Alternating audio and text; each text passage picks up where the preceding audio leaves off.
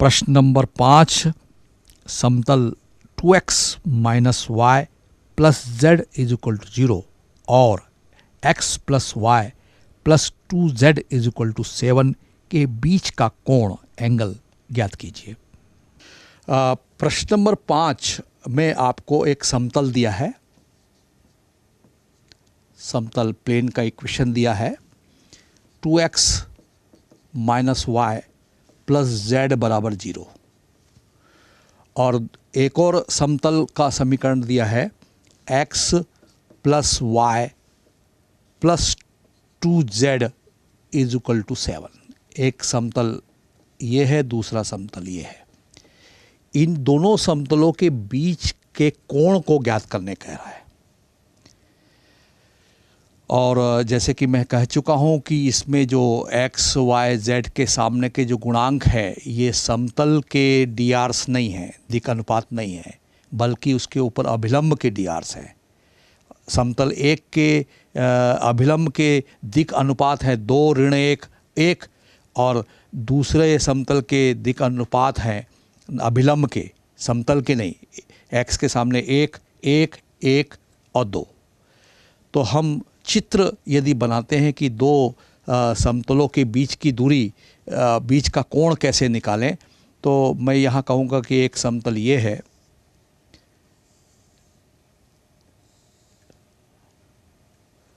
और दूसरा समतल हम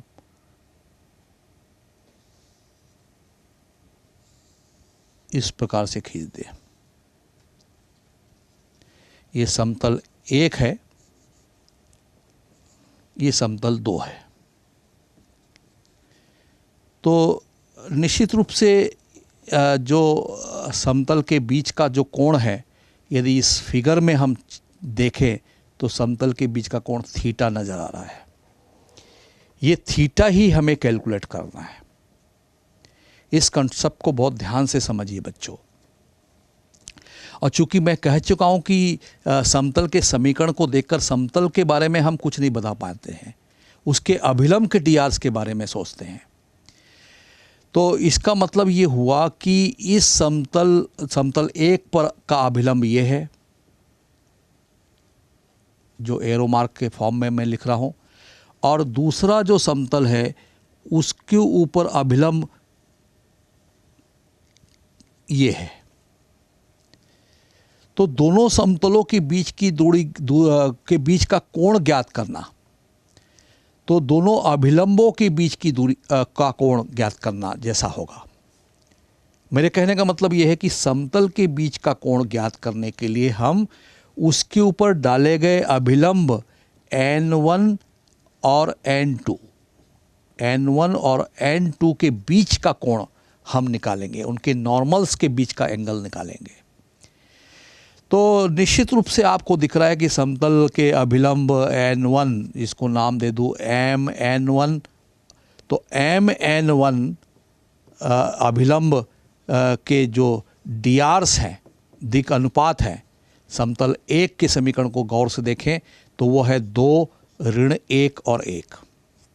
समतल 1 में देखिए x के सामने 2 है, y के सामने -1 है और z के सामने 1 है।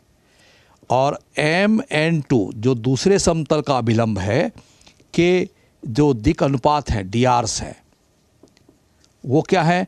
आप देखिए 1 1 और 2, 1 1 2, x के सामने कुछ नहीं मतलब 1, y के सामने कुछ नहीं मतलब 1 और z के सामने जो गुणांक है वो 2 है। तो दोनों के drs का हमको पता लग गया। तो अभिलंबों के बीच की का कोण हम निकाल लें, cos theta is equal to, आपको फार्मूला मालूम है, a1 a2 plus b1 b2 plus c1 c2, इनके drs हैं और उनके वर्गों को वर्ग करके उनके गुणांकों के वर्गों को जोड़ दें हम, a1 square plus b1 square plus c1 square plus a2 square plus b2 square plus c2 square. ये दोनों समतलों के drs a1 b1 c1 और दूसरे के हैं a2 b2 c2। ये फार्मूला है, लेकिन यहाँ क्लियर दिख रहा है a1 b1 c1 a2 b2 c2। तो इसका मतलब ये हुआ कि हम cos theta is equal to 2 एकम 2, 2 गुणा 1, ऋण 1 गुणा 1, 1 गुणा 2 और रूट ओवर 2 का स्क्वायर 4 माइनस 1 का स्क्वायर प्लस 1, 1 का स्क्वायर प्लस 1 और रूट ओवर इसी तरह से इसके डीआर के वर्गों का योग कर दें। 1 का वर्ग 1, 2 का वर्ग 1 और 1 का वर्ग 1 और 2 का वर्ग 4।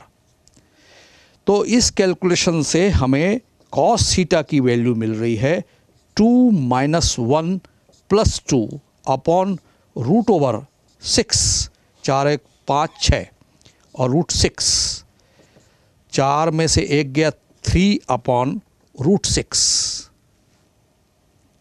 रूट 6 इंटू 6 6, 3 एकम 3, 3 दूनी 6।